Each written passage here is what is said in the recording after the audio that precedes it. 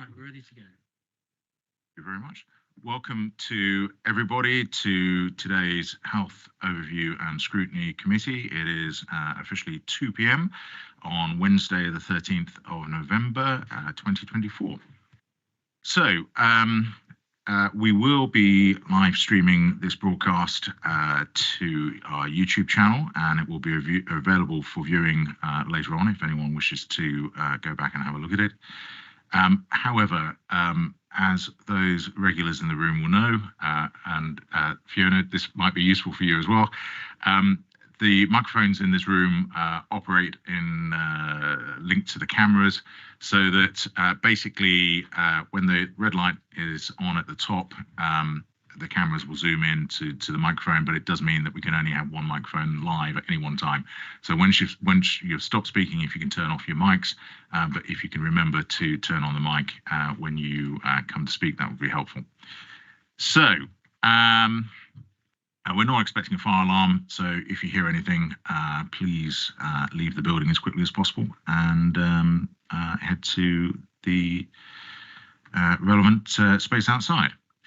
We are joined by Mr. Neil Bannister today, who's subbing for Trevor Pendleton. So welcome to Neil. Where are you, Neil? Where are you? There you are. There you are.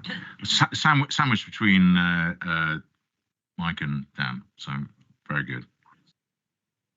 Exactly. And also, as I mentioned before, Fiona. So Fiona Barber is our new full-time rep for Health Watch. So welcome very much to this meeting. Thank you, Chair. Much appreciated. I'm really looking forward to renewing my acquaintances with the councillors I've worked with before and to making new ones. So, yes, thank you for your welcome. Thank you very much. So, now Louise Richardson, who's our cabinet lead, can't make the meeting, but hello, Louise, you're here in person on the screen, or rather you're not in person, but you're actually on the screen in front of us. So welcome to you as well. Thank you. Okay.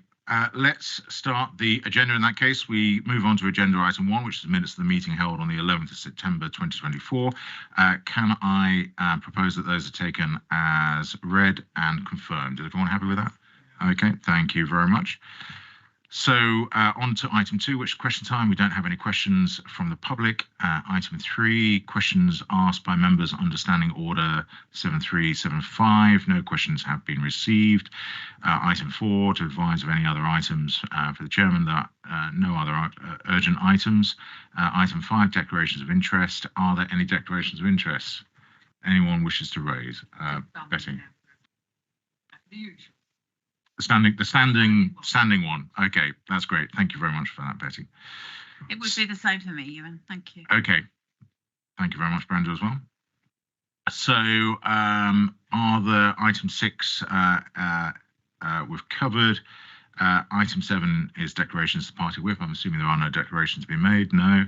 So in which case we're on to item 7, presentation of petitions under Standing Order 35. No petitions have been received. So we have 2 main items on the agenda today.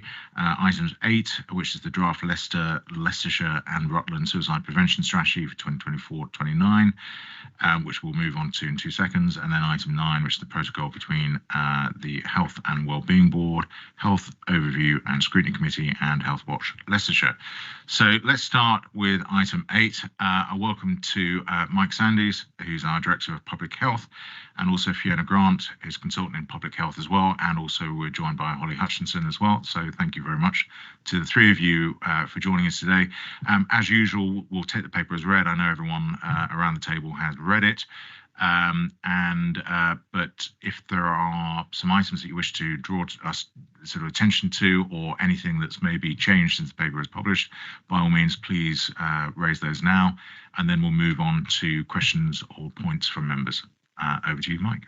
Yeah, thank you, Chair. I'm fearful that with the agenda as it is, it's going to be an hour and 50 minutes on this. Let's see what we get to, shall we?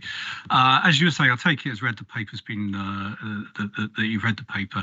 Just in terms of background and highlighting, what comes to you is the Draft of the suicide prevention strategy for Leicestershire and Rutland, as you said, Chair, from 2024 to 2029, comes to committee as part of an 8-week consultation on the strategy, which will end up reporting back to Cabinet, hopefully for approval of that draft strategy in December. Is it? December Cabinet? Spring, there we go, later on. It being mental health promotion and suicide prevention being two of those things that the council is responsible for through its public health duties.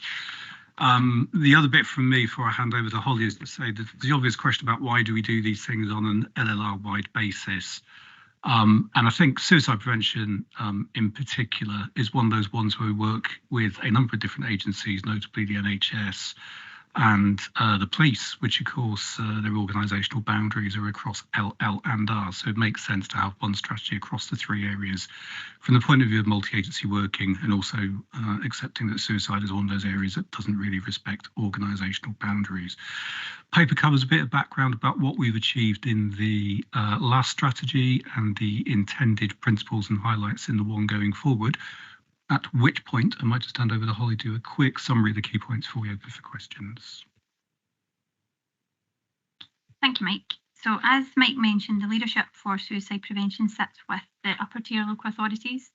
So Leicestershire County Council have led the development of this draft strategy, but we've worked in close partnership with our colleagues in Leicester City Council and Rutland Council, as well as across the system. So there was a steering group with colleagues from organisations including the ITB, LPT, Leicestershire Police, the voluntary community sector, and we also had a member of our lived experience network that has lived experience with suicide who helped us drive forward strategy development.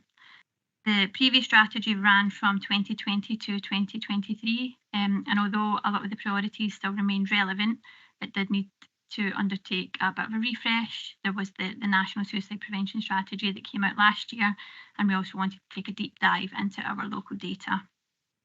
The achievements from the previous strategy included the development of the LLR self-harm service, the expansion of the Tomorrow Project, which supports those bereaved by suicide, further development of our Start a Conversation online campaign and the e-learning, which is on our website, the establishment of the Suicide Lived Experience Network, and close partnership working with Leicestershire Police on the real-time suspected suicide surveillance data, which is a bit of a mouthful.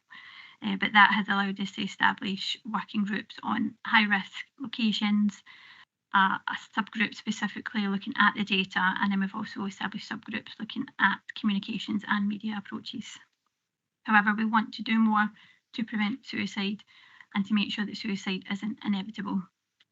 There is an expectation that local strategies mirror the National Suicide Prevention Strategy, which is covered in paragraph 10 within the report that you received. However, we also wanted to make sure that our draft strategy reflected our own local needs. So we did undertake quite a deep dive into the data that I mentioned, using the police data, the real-time suspected suicide surveillance data, and Office for National Statistics data, as well as looking at the academic literature which surrounds this. The report and the draft strategy set out some of the key headlines in terms of the data, so I won't linger on that, but some of the important aspects are that our local data, as well as national, is that 3/4 of our suicides are in men, and that self-harm is a prominent risk factor, with 42% of our suspected suicides in those that have self-harmed. As well as the data, the draft strategy was based on engagement. We undertook quite an extensive engagement exercise working with both stakeholders who work in this field and those that have experts with experience of suicide to gain their thoughts, and that all fed into the draft strategy. So utilising the data, the engagement and the evidence base that's out there, we created our draft strategy based on 5 key priorities that cover children and young people, high-risk groups and locations, self-harm, bereavement and leadership. Throughout the engagement, we also found there was a lot of kind of golden threads that didn't necessarily sit with one priority but cross-cut everything, which is how we came up with the 6 guiding principles within the draft strategy, which are the co-production and collaboration, learning from past stories, being data-driven in our approach, normalising conversation, so trying to reduce that stigma and taboo that surrounds mental health and suicide, using a settings-based approach and adopting a trauma-informed practice as well. We will also be developing an action plan to ensure implementation of actions to address the priorities that are outlined within the draft strategy. It will contain specific actions specific to each individual area based on evidence and the local population. And paragraph 30 in your report outlines some of those potential actions, which include further advancement and uptake of suicide prevention and awareness training, incorporating more lived experience into the services and the interventions that we provide, working closer with the private sector and primary care to ensure that they can undertake suicide prevention activity, and embedding suicide prevention into Leicestershire County Council's health and all policies approach, as well as supporting the implementation of mental health safety planning. As Mike said, the public consultation is open. It opened on the 28th of October for 8 weeks, and we welcome input from the committee as part of this consultation. Thank you. Okay, thank you very much for that, Holly. Mike, do you want to go first? Thank you, Chair. Apologies if this is inappropriate in any way, but benchmarking, how do we compare to other authorities? And if that is the wrong thing to ask, I do apologise. So in terms of for Leicestershire compared to other local authorities, we usually are below the national average.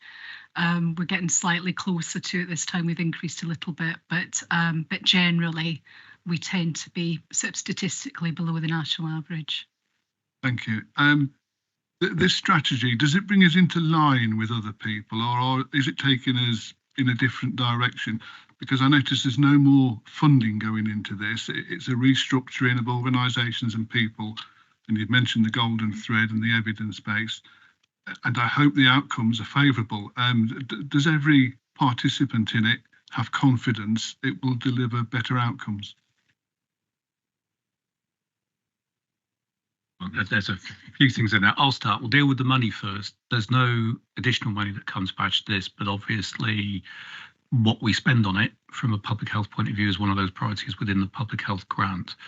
I would have to remind myself off the top of my head, I would say in proportion to other authorities, we probably spend less on mental health promotion, so that kind of broader promotion of emotional well-being, but our suicide prevention spend has historically been, I'd like to say, not bad. And some of that goes back to Mr. Rushton when he sort of pushed the Start Conversation initiative back in 2017, which put us ahead of the curve in terms of having our own strategy, and then an NLR-wide strategy, the one previous to this one, before there was a requirement nationally to put in place a strategy. So the resources are fairly minimal, but from a resource point of view, we are probably spending a little bit more on suicide prevention than others, and that's due to historic kind of picking up as an even more inappropriate phrase, but you know, it has been a priority above and beyond what others were doing before the national must do. In terms of the plan and how that compares to others, do you want to have a stab at that? So I'd say that as Mike was intimating there, we've been a little bit ahead of the curve in terms of we've had a suicide prevention strategy in place across LLR for a number of years now. And there has always been that support to have that kind of programme in place and that kind of resource going into it. But I'd agree with Mike that in terms of actual spend, it's not a lot and probably is below what others are spending on it. But I'd say we're pretty much in line with other areas in that other local authorities are. They're all working on this. We do have to have, there's an expectation that we have a plan in place. So they'd be the sort of key points that we are pretty much in line, if not slightly ahead of the curve in terms of the work that's underway. And just on that one for could you want to switch yours off for a second? Remind me, I want to say that there's services like the support for those bereaved as a result of suicide, which would be something you don't often see in a load of other places. I guess other places are doing data. Go on, you're wincing. Have I got that wrong? You will see it in other areas. We were ahead of the curve again, but national funding has come through the NHS so that every area is expected to have suicide bereavement services in place. I think what we do have that's probably more unusual is the self-harm service. And not a lot of places have that. And when we implemented that during COVID, we were aware that we were probably the first local authority area within the country to actually implement a local authority-led self-harm service, which is now being taken on by the ICB as well. So we work in close partnership with them on that. We're also lucky to have things like Start a Conversation, which not all areas have, so they don't have that kind of broad awareness of suicide prevention across the patch. And in terms of the strategy and the development itself, we tried to keep to the ethos of that we wanted it to be ambitious, but also realistic. We didn't want to write a strategy that sat on the shelf. We wanted to write a strategy that we could actually put into practice. We have a really strong partnership of really passionate, committed and keen people that will work on the suicide prevention agenda. So they were all involved in the writing of this strategy. So that was the driver behind it. Thank you. I wish you well. Before I come to Fiona, can I just come in on something that you flagged? And I remembered actually there was a conversation I think I had with Mike probably a year or so ago particularly about support for self-harm. And I know we had a bit of a rejig, I think, of the way that support was actually provided maybe a year or a year and a half ago.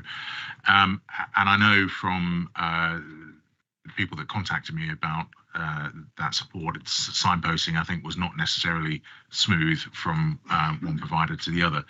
And it's quite clear in the report that actually that long-term support is quite critical, because you raise in the strategy about the number of times that people sometimes can attempt suicide, and that often I suspect is probably there's a fine divide between severe self-harm and what appears to be a suicide attempt, and that long-term support is obviously quite critical, over decades sometimes, I suspect, to try and actually divert some going back to Mike's point, it's too easy sometimes to use terminology that refers to individuals in terms of data, but the strategy is there to try and actually reduce those numbers, and that means that we have to work with individuals to try and actually make sure that they don't become a number of part of the statistics that we're trying to reduce in the report.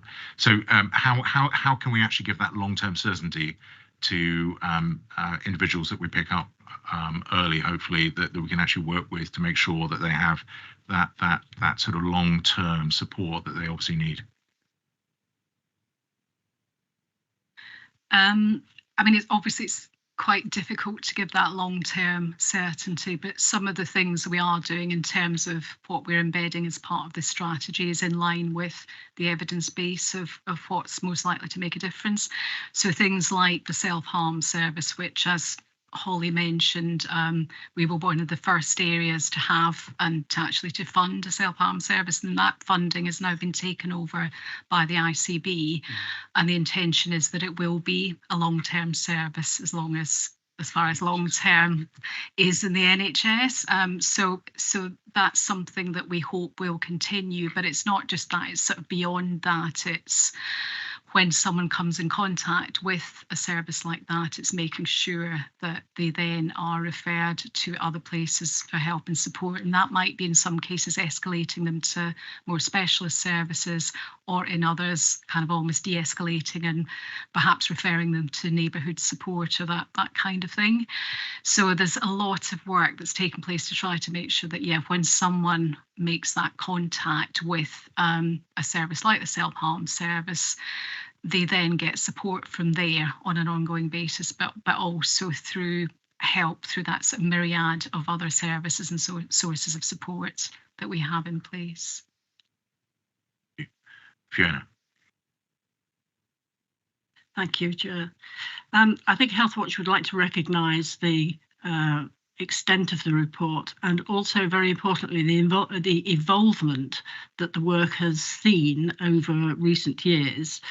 You'll be aware that members with good memories, Healthwatch conducted some research in 2022 into the subject of male suicide, and we have taken the opportunity to feed that work back in because the findings are still as relevant today as they were in 2022. You mentioned funding. I think the question was around funding, and that's always a tricky area in relation to suicide. But I'm not sure if you're aware, but the Samaritans have this year done a really high quality piece of work around the economic cost of suicides. And that demonstrates quite clearly the cost both to the individual of attempted or completed suicide, and also to the people around them, the economics in terms of work and the environment and so on. And when you, if we match that report, because I think Healthwatch would view that as providing a more full picture in relation to the background around suicide and the funding, then you get a sense of actually it's beneficial to think about the areas of funding and what it might achieve, not just around the individual, but in the greater socio-economic environment. So I would on behalf of Healthwatch, commend that report be linked to the report around the suicide plan.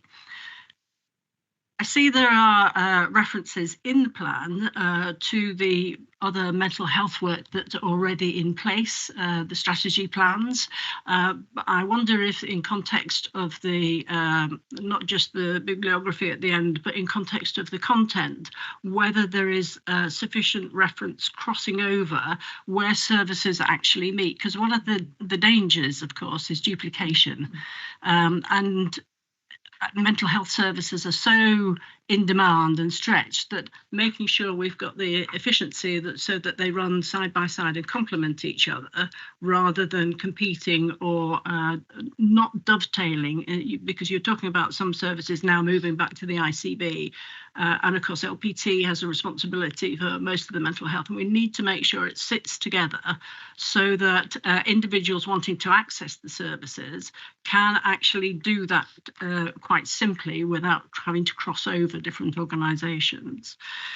One thing I think Healthwatch wanted to bring to the table is that there are a number of local organisations or based locally who already provide some, perhaps call it low-level training in terms of supporting friends and family to support their loved ones or friends at times when they might be having, for a better word, a wobble. And it's that kind of early start, isn't it, that fits into your conversation.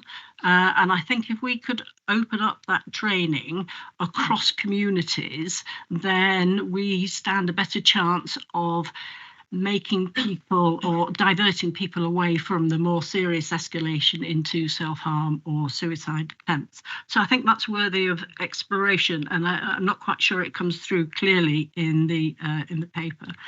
And finally, I just wonder if you could expand on the consultation aspect for us. It's just sort of a very quick paragraph there, which seems to cover everything, but just for the peace of mind for the Healthwatch, if you could just explain it in a little greater depth, that would be lovely. Thank you. There's probably two bits, isn't it? Do you want to cover the kind of where this fits with multi-agency working around mental health and the ICB work, and then who wants to take up the consultation? Yeah. So in terms of the piece, and thank you for that, it's really helpful to get the feedback. The piece around potential duplication, yeah, we are aware there are lots of different services that there is that potential of overlap, and obviously to try to avoid that, we've made sure that key partners, obviously from LPT, the wider ICB, PCS have been part of the conversations around this to try to make sure that as services are developed, they are developed with that kind of oversight of what that pathway looks like to try to avoid that duplication. One of the ways locally that we've tried to make sure that we are much more joined up, and this is around the broader mental health agenda, is that we've established a mental health subgroup of the Health and Wellbeing Board for Leicestershire, and that includes very sort of regular sustained membership from all those different partners, so ICB, lead commissioning leads, providers, LPT representation, and so that enables us to have that sort of forum where we are doing our best. And it can't, with the best will in the world, some of these things are quite challenging, as you know, to really put in place, but we're doing an awful lot of work to make sure that we are joined up and we do avoid that duplication. So I hope that helps answer that comment. I think there was just in relation, as you mentioned, some of that work that's taken place at a neighbourhood level or a community level around being able to train up or enable more people at a frontline level to be able to have some of those conversations with individuals, either about their mental health or around suicide in general. Absolutely agree with that, and that's a key part of what we want to have in place. So maybe we need to strengthen that a little bit in the document. So for example, one of the pieces of work that we've had in place for a few years now is around mental health friendly places, where we train up, for example, a hairdresser was an example that we've talked about quite a bit, but various other sort of smaller points of contact in communities where we are sort of really rolling out that training and trying to enable people to be able to have that conversation, for people to feel confident and have the skills to have those kind of conversations with people who might be quite vulnerable. But yeah, absolutely take that on board, and we need to sort of make that clearer. Just do that one. Before Mike answers, can I just come back on that? Training up people in barbers and libraries and hairdressers is a great idea and really helps try and identify and support people. However, one of the aspects, of course, is the people that know me best are my family and friends. So if they're aware any changes in my mood, then they can help me to deal with it in whatever way is best. So extending that kind of work, but into the communities away from, if you like, a professional type approach, might be as useful and extend it even more. Thanks. Absolutely, thank you. Take that on board. But I suppose the main thing for me is suicide prevention does come as a standalone strategy, but it's very much part of work that goes through mental health broadly, including mental health services and then onto emotional wellbeing, particularly with our children and families colleagues, which is what keeps Fiona's diary, amongst other people's, busy, keeping a plan on all that. I'm reminded even the Start a Conversation website's got a downloadable PDF. And even in that bit, that kind of pathway approach is a bit like, if you're in crisis, go there. If you require broader support around your mental health, emotional well-being, that's there for you. If you are beginning, suicidal ideation, then go here as well. And I suppose that's a good sense of it's all in one downloadable PDF, but actually it represents a lot of different organisations and what they do in terms of a whole range of mental health pathway stuff. But I suppose there is something coming back to the last point about sort of just having the capacity to do that more kind of train the trainer approach, which I suppose is what we're really saying is if you train one person, then they go to their family and they train another 4, then that would escalate the numbers, which is fair comment. But Holly, do you want to do the consultation? Just before I touch on the conversation as well, it's probably worth highlighting what Mike you've just mentioned, Start a Conversation. We do have an e-learning on Start a Conversation website as well, so that's available for everybody to take advantage of, and was developed with our Lived Experience Network as well.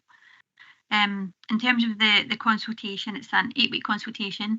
It's primarily, which I can't say with my Scottish accent, online, but we are doing focus groups with the organisations that we did focus groups with through the engagement process. So we have a focus group with children and young people through the Youth Advisory Board at LPT. We've done a focus group with our Lived Experience Network. There's a focus group with LLR Mind, and there's a focus group with the SOBS group, which is Survivors of Bereavement by Suicide. We've tried to keep them kind of quite niche in a way, just to avoid any kind of suicide contagion, and kind of allow us to deal with any kind of safety measures that may take place. The online survey is also available in paper format, should anybody require that as well. Thank you very much. Right, next in the queue we have Betty, other, and then Ross. Any others at the moment? No, okay, Betty. Thank you very much, Chair. It's something that I do a lot of street work as a councillor, a lot of street surgeries and community centres and libraries, etc. And one of the issues is many people out there really feel they don't have enough social networks. They don't know who to go to for help and advice, or even just someone to talk to. And so social isolation really is a big issue for many people. I just wondered whether or not there's something that we can do, maybe perhaps an article in Leicestershire Matters or something, because that goes to every house. That doesn't necessarily mean that everybody will read it, but there could be pointers in there about if you're in this position, these are the organisations that you can go and visit. I mean, as I say, I do go around. I'm active and knocking on the doors, and I think I remembered once before saying one man said to me he suffered from the worst disease in the world, and he said that was loneliness, and I was really shocked. And that's never left me, that statement. I'm sure I've mentioned it here before, but there are quite a number of people, not just young men, but people of all different ages, living there on their own with no one that they can talk to. So I don't know it's very hard to know what we can do as a council about that. But it is a serious issue, and it's got worse after COVID has not helped. And since COVID, people have not really coming out very much to speak and talk to each other, and that's not helpful at all. What we can do, I don't know, but it is an issue. And I think that especially for young men who may not, as I say, be in work, it is worse in many ways. So I'm not offering a solution. I'm just saying, what more can we do as a council to help and support? Thank you, Chair. So I'll go first, because there's a few things more generally, I guess, around the work of the Public Health Department, and I'll hand over to Fiona. In terms of social isolation, of course, it brings in a whole range of other services that we provide. Local area coordination, you'll be familiar with, First Contact Plus being another one. Spoiler alert, I probably shouldn't say it. Possibly, I may or may not, the next copy of Leicestershire Matters might have a little plug in it around the role of First Contact Plus. Yes. Not so much that it is a support service for those with a mental health problem, but in terms of then directing to people to other services like warm homes, so they can get their homes insulated, which then takes some of the pressure off fuel bills and then reduces that kind of feeling of anxiety. That's in there as well. So just in time for winter, I think the next copy of Leicestershire Matters will have a piece in there about that one. So there is clearly, again, it's almost those overlapping circles of suicide prevention into mental health support, into emotional well-being, into then kind of broader socioeconomic conditions, if you like. There's a range of things that we do provide more generally within public health, and then specifically, I guess, around emotional well-being. I'll look to Fiona. I was just going to going back a little bit, and then I'll pick up your point, Mike. So just in terms of social isolation, absolutely agree with you. You made about 3 points. So you mentioned single people or social isolation, unemployment, and men. And I'd say when we look at our local real-time suspected surveillance data provided by the police, they are the factors that tend to stand out more than any others. So absolutely agree that we have some real challenges around that group, and often with those things sort of coexisting. So it's so absolutely all of those things are part of what we want to try to address as part of the strategy. And as Mike was intimating, some of it overlaps with that sort of broader mental health agenda. And so some of the work that's going on around that, in terms of more around the isolation agenda, is a lot of it's happening at a neighbourhood level or at district level. So there's a huge amount going on. So, for example, there are mental health neighbourhood leads now in place across each of the sort of district geographical areas. And they're working very closely with other partners in those areas, and almost all of them have identified mental health as an issue, and almost all of them have identified isolation as part of that. And so they're trying to do a lot in terms of making sure people are not isolated, making sure that they do know where to access help and support, trying to help to make sure that they are able to access for social reasons as much as anything else, opportunities to sort of engage with other people. So we recognise it's an issue, and there is work taking place. There are quite a range of different services and approaches that are being put in place to try to address it, but it's obviously quite challenging.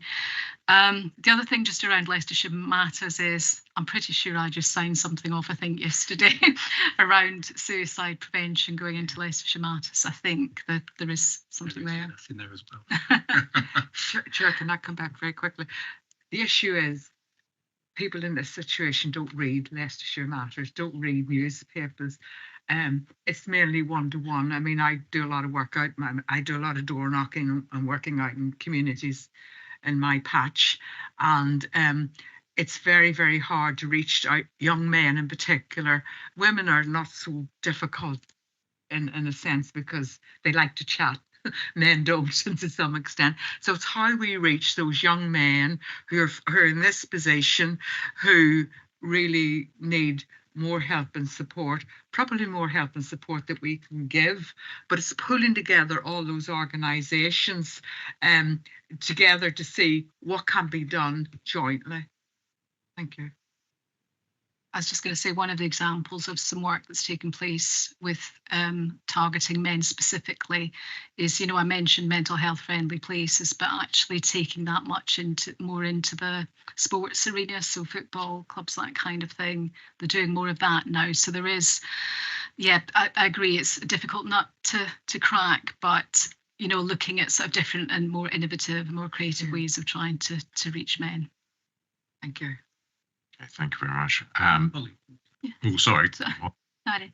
Just to say as well, the strategy, as I mentioned, we will have an action plan that gives us an opportunity to bring together all the partners, and that we can start trying to think about these tough nuts and how do we crack them.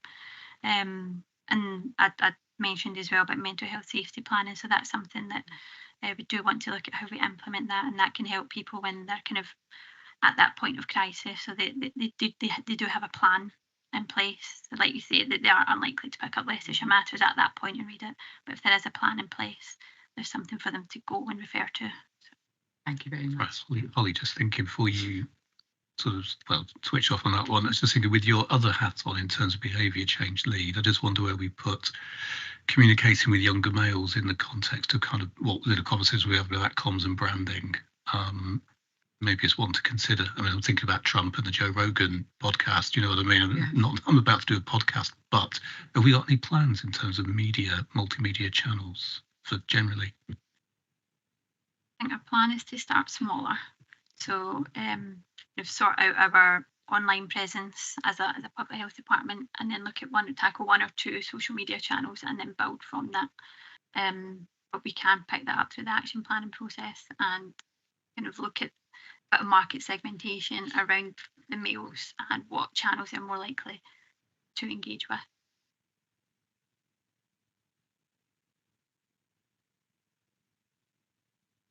Okay, right. So if we can move on to further questions. So the next question is from Ross. Then we're going to go back to Fiona and then Neil. Are there any other people? Otherwise, I'll close the queue at that point. Dan, I knew Dan, you want to put your hand up. Well done. Okay, so I'll close the queue at that point. So first off, let's go to Ross. Thank you, Chair. I just wanted to start by going back to Betty's comment about her residents not knowing where to go if they need help. I don't know if you're aware, Betty, that in August, the NHS launched a new service through 111, where they've given 24/7 mental health crisis support, and then they'll link you up with a face-to-face sort of in-person support worker. So I think 111's quite universally well known, so hopefully that will help. Coming more onto the specific report, I've got a few questions to go through. My first one is, we can see from the report you're 4 to 5 times more likely to commit suicide if you're a middle-aged man as opposed to a younger person. Why is priority 1 then that younger cohort and not middle-aged men?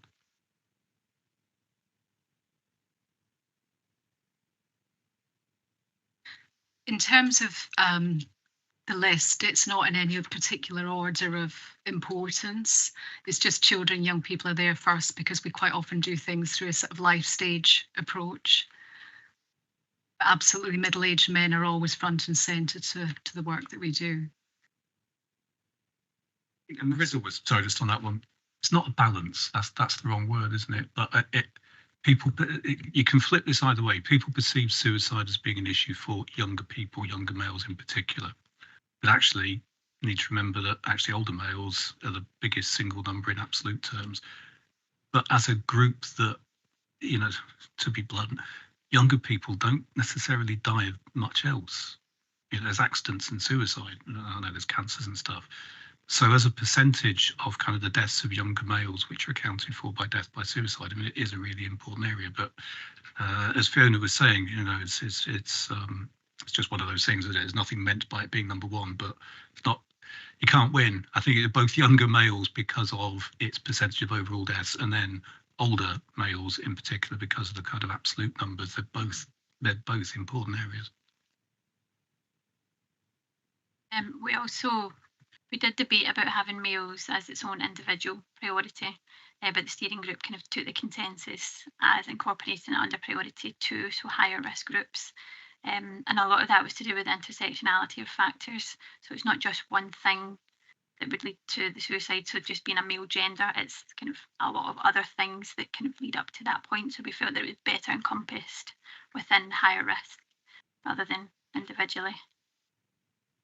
I think that was, I mean, maybe I misread the report. I think that was more what I was getting at, 'cause I can't see it in front of me now, but there was sort of 2 cohorts, wasn't there? There was the cohort 1 and then cohort 2, which was a lot more expansive. I think, was it, so you're saying the 2, because children and young people were cohort 1, if I remember from the report. And so you're saying they're more sort of side by side, rather than that cohort 1 being the priority.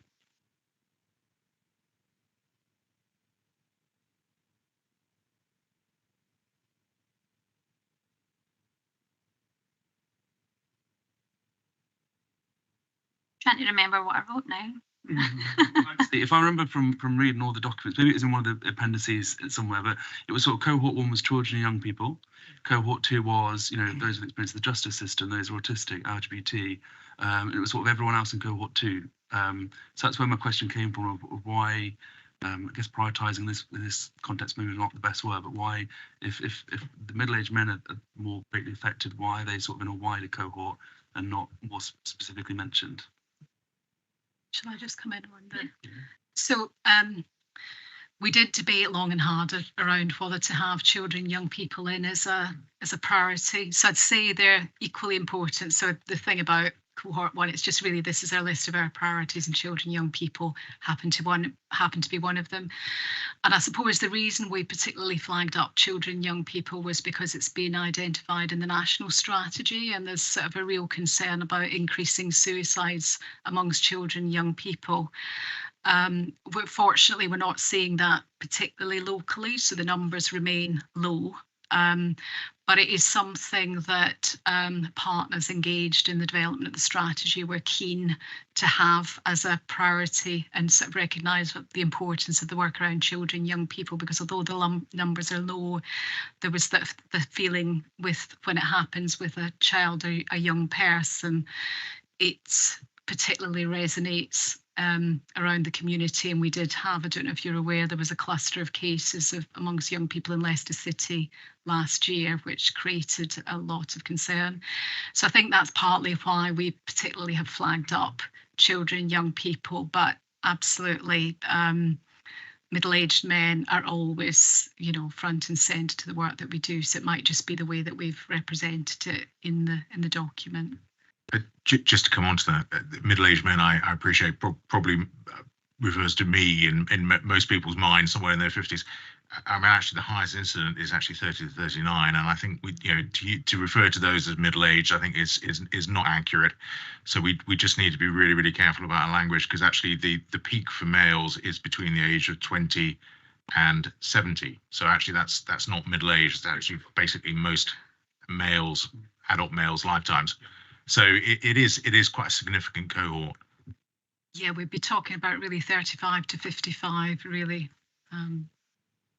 So yes, it's not the sort of narrower definition of middle age.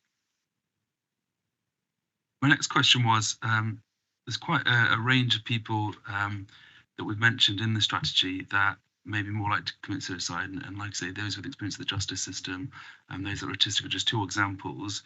I would presume they'd need different types of support.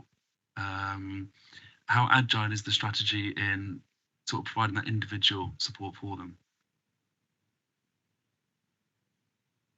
I think the way that we've set up the strategy gives it that agility. The fact that we've also spread it over 5 years gives us time to address things.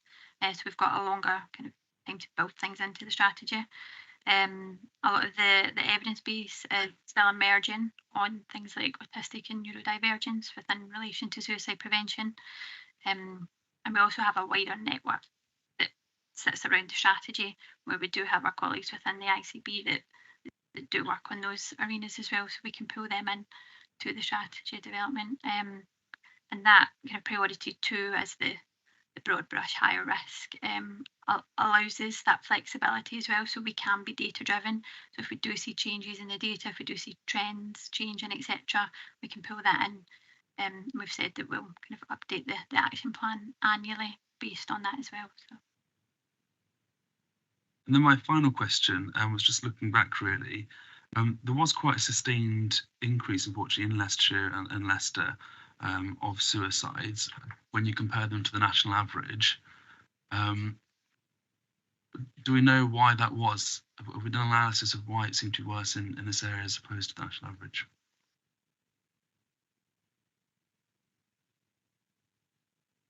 So generally, in Leicestershire, we tend to be lower than the national average, but Leicester City, and that will obviously affect our figures overall, tend to be sort of above the national average. I know they've come down a little bit more recently, and the kinds of things that really impact that tend to be things like sort of economic deprivation. So you can almost, where you can see peaks, particularly for Leicester City, we do to an extent in the county as well, but Leicester City particularly, you can see when you look back over time where that tends to have driven the figures a little bit higher, because we know that is a factor. If I could just come back on that. So I don't know if you've got the strategy in front of you. It's on page 38. So if you go from 2016 to 18, because there's 2-year sort of data points here, to 2020 to 2022, like I say, it does seem to be an exponential increase, but it's quite a clear increase year on year on year. So that's more what my question was getting at. Do we know why it increased? Because if you look at the silver, which is the England average, we've always been slightly below, and it's getting better and better and better. And then about 5 years ago, it seemed to start to creep up again year on year. I'd say the numbers, because the numbers are not huge, you do see quite a bit of variation, and because of that, sometimes it's difficult to be able to account for, it may not be anything particularly significant that is impacting. But we do see the figures going up and down quite a bit, and probably what you're seeing is not necessarily a statistically significant increase, but it just looks as if it's going up. I'm just trying to work out the figures. So generally in Leicestershire terms, the absolute number of suicides a year, I used to think of it as being about 1 a week. About 64. So it's gone up to about 64. So there are, 14 more. It's one of those ones, isn't it? I mean, in absolute terms, it doesn't take much for it to affect the rate for Leicestershire. I am just wondering about the effect of the pandemic in this over the last 2 or 3 years as well. So what do you not think? I think a lot of people felt that the pandemic would have an effect, but certainly in the few years just around it, there was no evidence that it did. But in comparison with sort of recessions, economic recession, that kind of thing, has much more of a body of evidence in terms of the impact on suicides.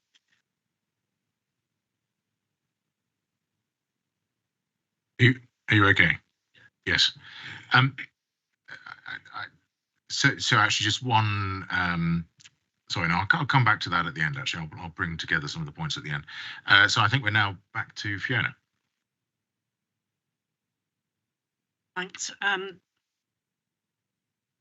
When we talked about the consultation aspect earlier, you gave us a list of focus groups that you might be holding.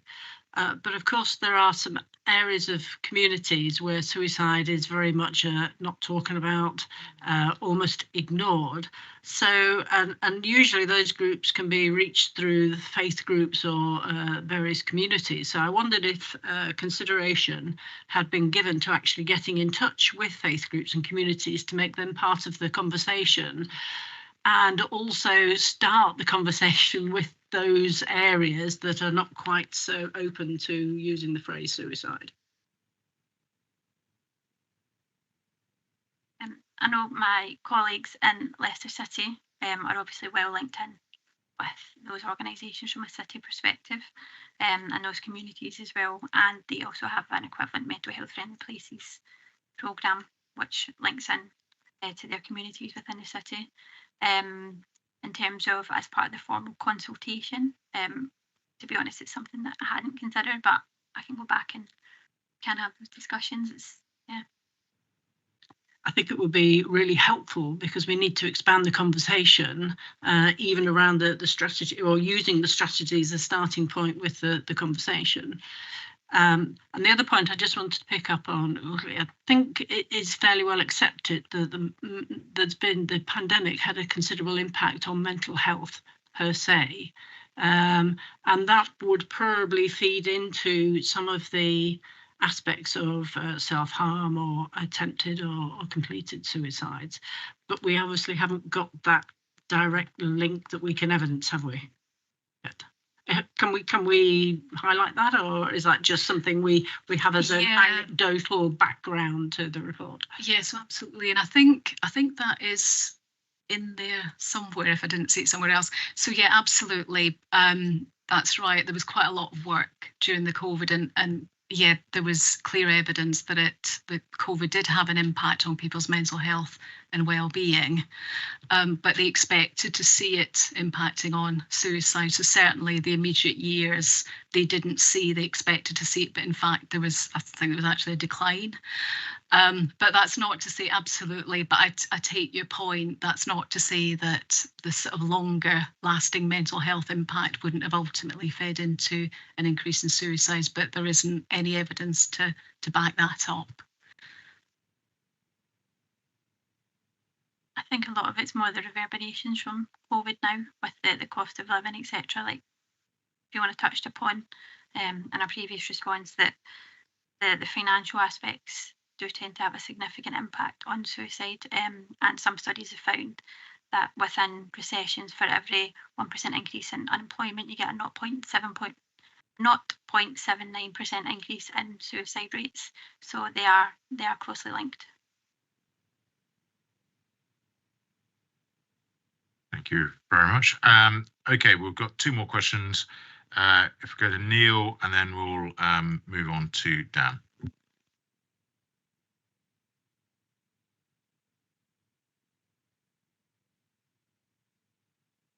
Thank you, Chair. And thank you very much for the report and the strategy document. I've got a couple of questions about data monitoring, and then just a couple of questions on a more sort of general aspect.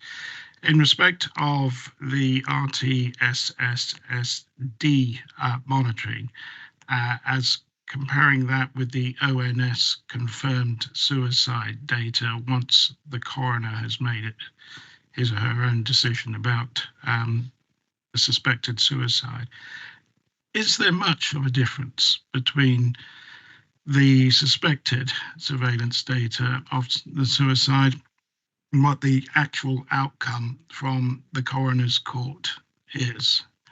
And I ask that because I appreciate that one of the things that you do rely on is the RTSSSD. And if there isn't much of a material difference between the eventual ONS data coming out from the coroner, that could be fairly critical, I would imagine, and more reliable. second question about the data is in relation to the self-harm, and it indicates on page 16 of the strategy, Leicester and Leicestershire become significantly worse than the England average for intentional self-harm. So there appears to be a gathering of the data, and I was just wondering if that data has been drilled down a little bit more to have a look at gender and age groups in respect of the self-harming incidents. Because I would imagine that the self-harm are triggers towards attempted suicides at a later stage. And if those self-harm incidents are more with the younger generation than in the age group of 35 to 50, that may also help with regard to the strategy for where the targeting is to go. So I'd just be interested to know if that information can be gleaned from that sort of data that's been gathered. More broadly, Betty raised the position about loneliness and social isolation, and we've had some comments around the table about that. I just want to put in a little pitch about the farming industry and the agricultural workers, because that is a lonely occupation, and there are incidents of suicides amongst farmers, and I'll be interested to know if there's what approach, particularly with regard to the farmers in Leicestershire and Rutland, are in relation to giving support and help to them. Final question. At the very beginning of our discussion, we touched on resources, funding, and the report indicates no additional resources. And my question is, how much of an inhibitor is the fact that there are no additional resources to achieving the aims of the strategy? Thank you very much.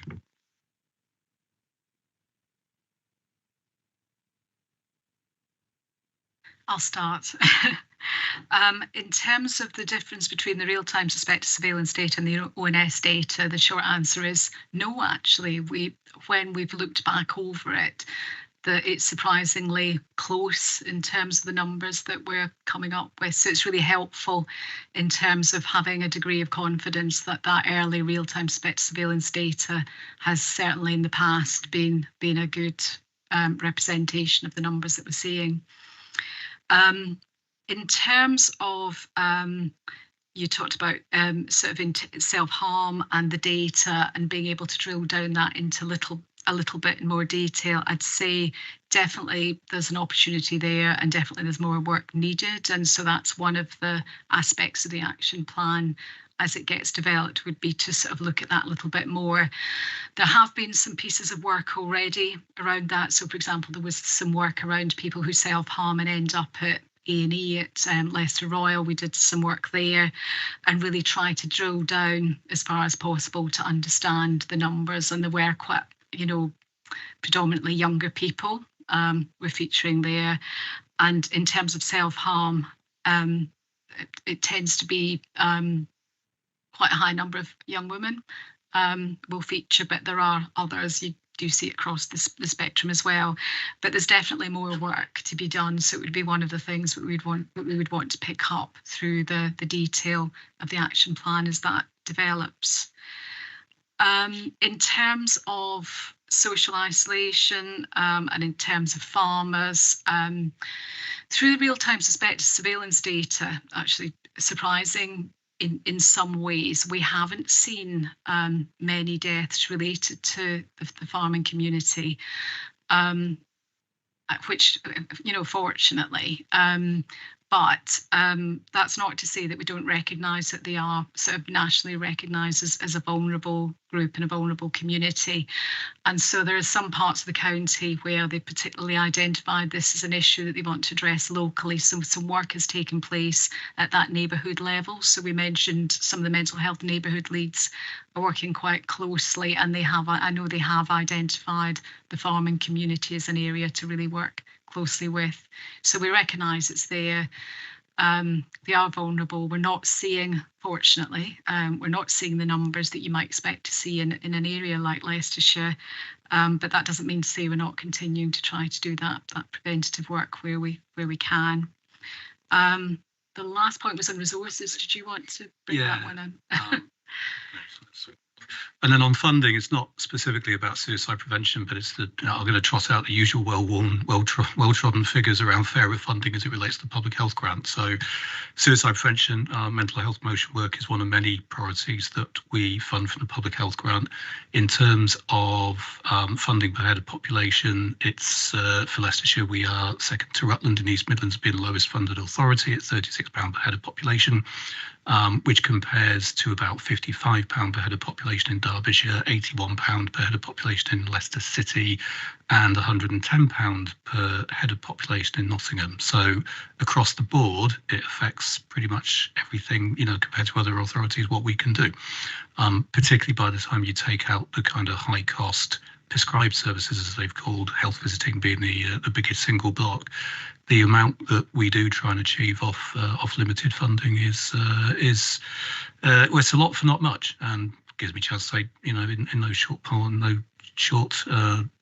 part down to the efforts of the team, Fiona and Holly being amongst them, but it just does. Imagine what we could do around suicide prevention if we had the ability to do the kind of engagement around social isolation, the more than just having an online course available to people in communities, as Fiona was asking for.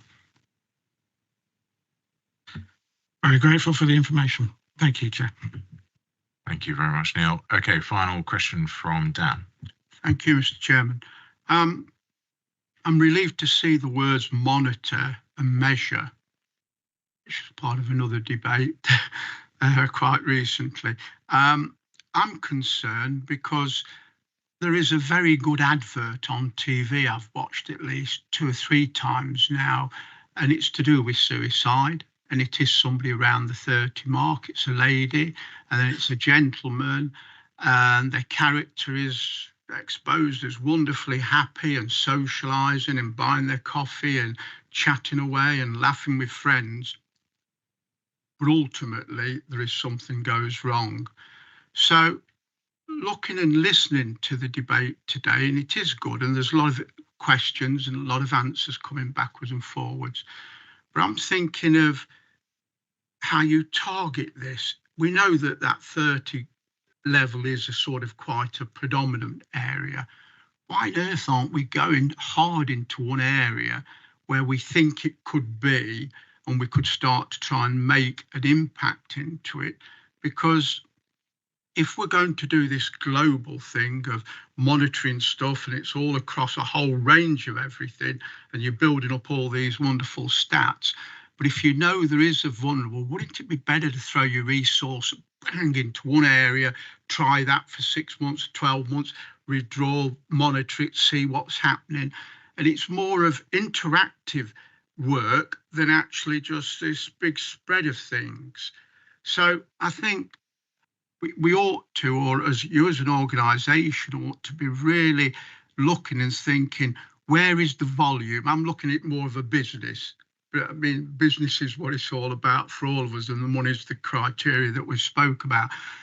If you know there's a real area that is a concern, go for that. See what you can do with it. Because whatever happens, there's going to be bits flying off going into other areas.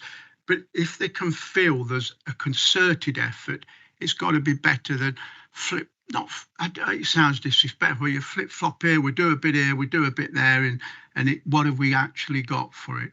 So I think it'd be well worth sitting down and looking at how you could concentrate. Resources short and tight, but if you know there's an area, wouldn't it be better to throw it all in? And Fiona's comment about involving churches, and they gather, there's people in churches as groups, and they're normally quite friendly and chat. So, I think some easy bits. I think there's easy bits to win, but the hard bit then would be, how do you contact and how do you go about that? That TV ad is very, very good. And, at the end of it, you see suddenly there's a blank, and it's stop the silence and talk or something like that. But I think, that was good.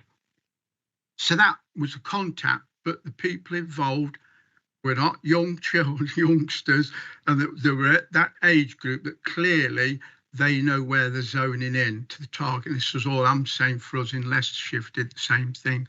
The other thing is, I've looked at the report and there's wonderful pictures of all sorts of areas. And when I see that, forgive me, I always think it's just a bit of filler, you know, because what's these sort of wonderful pictures got to do to what we're talking about. So we could have halved the report, made it more succinct, because really it isn't about the amount of paper you deliver, it's the content. And even if it's only a small bit, but it's wonderful and it's practical and you're doing things, that's better than reams and reams of stuff to pack it out and you think, wow, great, it must be important, look at all this. So anyway, thank you. I'll go first. I'll sort of, Fiona, ask you to come in specifically around kind of suicide prevention. Coming back to that, it's an interesting point. I guess that it's triggered a thought in my mind about how do you prioritise groups within public health? Because I've got responsibility to all the population. It's like all these things. How do you ration what you do? And even within suicide, you know, even this afternoon, we've talked about, do you go where the absolute numbers are the biggest? Do you go in that cohort of the population where, as a percentage of the cause of death, that's the biggest? Do you look at younger people, picking up on Fiona's points about the economic impact? Do you then start looking at kind of what's called years of life lost and the economic impact of that? So there is a big debate, I suppose, about risk and ability to make a difference. So I'm not saying we shouldn't, but I think it's an interesting one about how do you prioritise what you do? What values do you use to inform that? And then, of course, the other one is, what do you then say to somebody that you're not doing anything for?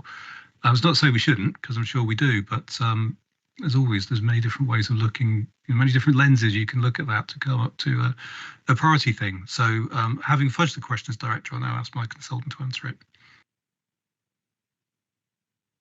Yeah, and I'd say it's always quite difficult to get everyone to focus on one area, because I completely agree with what you were saying about trying to be focused, deciding on where you're going to put your resource and focusing on it.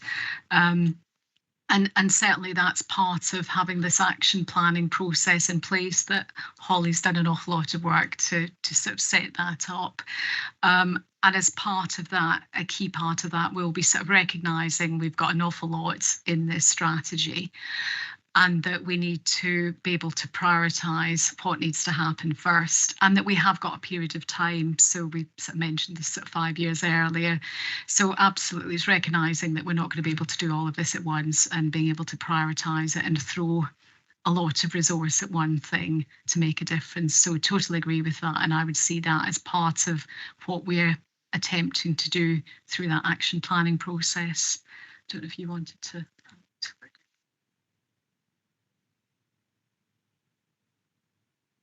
Okay, thank you very much. Dan, do you want to briefly come back? Thank you. Yeah, I totally agree. I understand. But when I was in business and people came, I listened to what was happening, and I see these figures going up. Now, where is our resource going? Because if you made an impact in that particular area, I'm sure it would impact, the ripple effect would be quite productive. Whereas if you're all going to be busy doing different things and in different directions, and we're looking at this and looking at that, you know, I think you can sort of lose the goal. To save one life's important, but to save 10 or 15 or 20, wow, that would be incredible. That would be a massive achievement. At the moment, you're going the wrong way. According to the latest figures, it looks as though, and once you lose the grip of it, it'll run, it'll go, because clearly whatever you're doing at the moment, it isn't, you know, it isn't really probably working if the biggest cohort is not being really pushed. But it's my point of view, but I just think it's worthy of considering these points. Anyway, thank you, Mr. Chairman. Thank you. Go for it, Brenda. You're the only person that hasn't asked questions, but I think you're allowed one. Thank you. Just been thinking of things, listening to you all, and The danger is when you're reading something like this, that you imagine that lots of people commit suicide, because we've got a whole big paper on it, and I think you've shocked me by saying it's risen this year to 64, and every one of those 64, and I'm going to say something now that I don't really want to say, but any one of those 64 is very important. It's a lost life, etc. But on the scale of things, it's not a large amount of people. But I don't know what percentage that is, and I've probably read it in my papers and I haven't seen it. But we're saying it's gone up to 1 a week, 52, to 64 now. What? And of course the population has risen as well. So has the percentage in the population committing suicide gone up, or just the figures, if that makes sense? So on page 38, it suggests that there's 9 per 100,000 of population, so it has slightly gone up as a percentage of the population. So there's roughly 700,000 people in the county area. So we're talking about 7 times 9, hence the 64.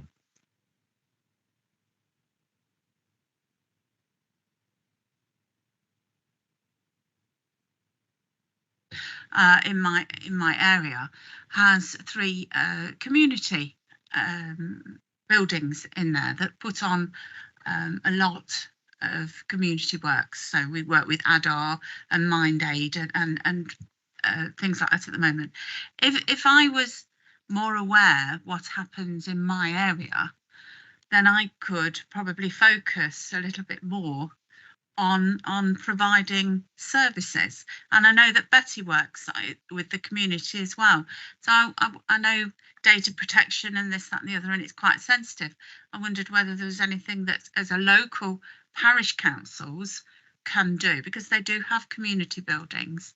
And as I say, I work with ADAR and Mind Aid. They're just the 2 in our area at the moment, and that there are more, but there's probably more things I can do to help my community, if it's my community that needs the help. But I don't know. You know, we're not informed that somebody committed suicide, or there's a certain amount of people in my area self-harming. I'm not privy to those some more geographically focused information. So just before we come back, sorry, Betty, was there something you quickly wanted to come in on, and Fiona as well? I do, as you know, do a lot of work in the community. The problem is it's hidden. People don't say that they've got suicidal tendencies. That is the real issue. They keep it to themselves until it's too late. And then what you do when it's too late. I mean, I do, as you know, a lot of door knocking and work with all my community groups, but people don't say they've got suicidal tendencies. They may say they're feeling down, they may say they're depressed, and you could sort of signpost them to different organisations, but nobody ever comes out with those words saying, I feel suicidal. And I think that's the issue. They find it very, very difficult, and you can understand why. What you can do about it, I don't know. Sorry. I think I was going more from the loneliness, the isolation stage with me. I realise, you know, people don't go around and say how they're feeling, but it's the isolation that probably local parish councils could do something about, be more impactful on it. I mean, we have a fund of I know it's a small fund, but we have £5,000 that we can spend on the village, and quite often that we just throw the money away at the end of the year because we've not spent it on anything meaningful. Probably we could target it better with better help and support. Just going to bring in Fiona briefly, and then we'll get a response from the team. Thanks, Chair. Councillor Newson's quite right. So much of this is hidden, it's really difficult to dig out. So if you want to be on the front foot, Healthwatch has seen many examples over the years, but some of the very low level ones which can help are one, around starting conversations, so arranging that kind of philosophy within the village. Secondly, little things like chat seats. You know where you see a bench and on it, please feel free to sit and have a chat with me. Those sort of little things, there's lots of evidence about little things that might help. They won't necessarily go as far as the strategy proposed, but 101 little things add up to a lot, and they don't cost much either, which is the other point. Thanks. We do have a bench. Right, stop pushing buttons now. I fear the answer is going to be that those who wish to go below the radar will consistently be below the radar and therefore extraordinarily hard to reach regardless. But perhaps you'd give me the more precise answer. Not so much precise. It's interesting. I think more broadly, I think for me, it's that thing about what's suicide prevention, what's emotional well-being, what's mental health. And suicide comes at the end of things, which could be to do with work or relationship breakdown, or it could be this, and it could be that. So there is something, I almost wonder if one of the things we want to come back to at some stage is more of a presentation that's around broader mental health and emotional well-being. We've had LPT before now, talk about Bradgate unit, but actually that combination of things around what we're doing around social isolation and loneliness, which is about public health, it's about the rest of council, it's about the mental health cafes that LPT do, amongst many other things, would, it's almost a bigger conversation. And where parishes might fit into that conversation about social isolation, I think would be quite an interesting one. Albeit, I was going to say, Mr. Seaton, caveated by sometimes we kind of just focus on geography, but as the suicide prevention strategy said, it's the people who live in your community that are at risk that are the ones that matter. So I suppose we tend to look at it in that kind of cohorts of people as opposed to geographies. It's just when you come to measure data, it's easier to measure data on by geographic, war boundaries. So there is something in particular there. Then I guess for me, this is where I'll bring Holly and Fiona in, the suicide prevention strategy for me kind of picks up on what is it that maybe is specific and different from broader conversation around social isolation. The under the radar bit, to come back to your point, Chair, is one of those ones, because obviously, as we know, most suicides will have had a contact with primary care.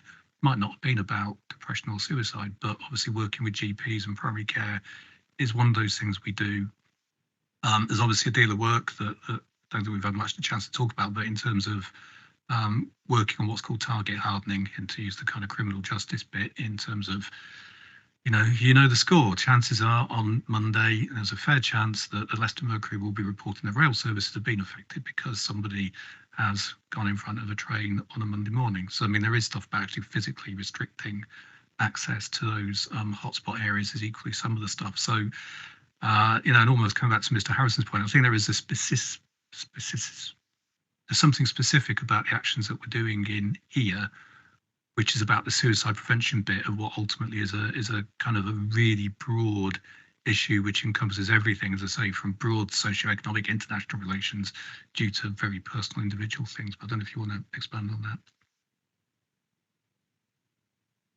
I don't know if there's much I can add to it, really. I suppose in terms of at a sort of parish council, at a neighbourhood level, sort of reinforce really what Mike said. A lot of it is about that whole broader social isolation. How do you support mental health and well-being at that sort of neighbourhood level? And I suppose what I'm, from my perspective, hearing it from other partners, there seems to be a lot of work going on to try to support people at that neighbourhood level in terms of mental health and well-being. But that's just through that perspective, and I don't know the reality of what it actually feels like on the ground. So I'd say there's a lot that's going on. There's maybe more that could go on, and sort of building on some of those examples that Fiona just outlined there, quite simple, smallish things that sound quite small that can have a big impact. So there's lots that can be done around there. But yeah, it's almost part of a whole other presentation around what do we do around mental health and social isolation, because obviously that's sort of the pyramid, if you like, and the sort of the tip of the pyramid is when you get to the suicide point, and very few of those people will end up at that point.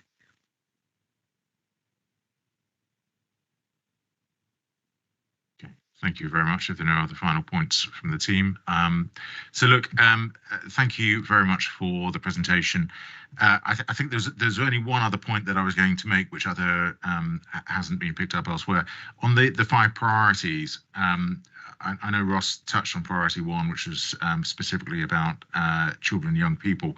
The only comment I would say is actually as a priority, the wording is less impactful than the wording on the other 4 priorities. I just wonder whether you could actually look at it and maybe just clean it up a bit to make it as succinct and punchy as maybe the other 4, because it's a little bit wordy at the moment. And I suspect probably it would benefit from maybe just a little bit more, a few words possibly. Otherwise, I think the comments all around the room are very supportive of the paper. It's clearly a very complex area. The commentary about it's very easy to look at data, but the people behind it are obviously the complex and particularly long-term sort of contact that we have quite often with people, trying to actually prevent the final stage in what they actually do to achieve the aims in the paper, and the strategy is obviously absolutely critical. And hopefully this paper will go some way to achieving that. So thank you very much. Louise, I know you've got your hand up. Would you like to, as Cabinet Lead, would you like to say any final words? Yes, thanks, Jonathan. It's been a really good debate, actually. So thank you, members. One thing I would say is that I agree entirely with what Mike said. This isn't just in isolation. Suicide prevention is to try and intervene before we get to that stage, and that has a lot of other services working on that. So I think a broader paper, as Mike suggested, would be probably very helpful. People have questioned children and family, children being in there, children and young people. But I would say that we've seen a vast increase in mental health problems for children and with long waits. And so I do think it's important that we do have an awareness and we try to get awareness out there to prevent anything, any suicides happening through that score as well. So thank you. Thank you, Louise. I just mentioned to Ewan, actually, as Mike was talking about mental health, that we'll put it on the agenda for our future meeting, because I think there is a wider point which a lot of people have touched on, which I think would be helpful to talk through and understand maybe a little bit more on the connections. So, Louise, thank you very much. I did note you were absolutely stable in that car, so that was excellent. Okay, look, thank you very much as well. So we're now going to move on to this. I think beyond the comments that we picked up, obviously there aren't any other further items. I think the paper was to obviously respond as part of the consultation, which we have done. So thank you very much for Holly, Fiona and Mike's time. Very, very grateful, and we wish you well with the strategy when it goes through. Thank you very much. So we're now going to move on to item 9, which is the protocol between the Health and Wellbeing Board, the Health Overview and Scrutiny Committee, and Health Watch Leicestershire. Ewan is obviously, as our Senior Democratic Services Officer, is going to take us through the report. Hopefully this is pretty well a formality, Ewan, because this has been updated to take account of some of the changes to do with Secretary of State, and also the wording in particular around Health Watch as an organisation, and the fact that it's now linked obviously through procurement through VAL. So I'll pass over to you to add any additional points.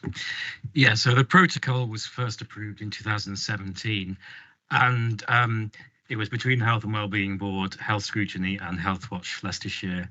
And the main aim of it was to set out the responsibilities of the 3 different bodies, make sure there's no duplication between the 2, and help working together between the 3 bodies. Obviously, time has passed since 2017, and there has been some changes to health governance.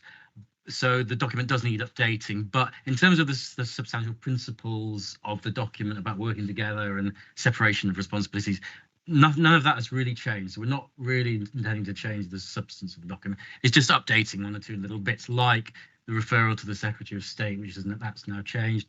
Health and Wellbeing Board has changed the name of some of the subgroups. So it's just little things that need updating. So we're just asking you to approve a few amendments. Thank you very much. Hopefully all extraordinarily clear thanks to Euron's presentation and paper. Are there any questions or points of clarification that anyone wishes to hold? No, Brenda, I thought you were about to say yes. Okay, right. Can I propose in that case that we do we actually need to approve this, or is it just for noting?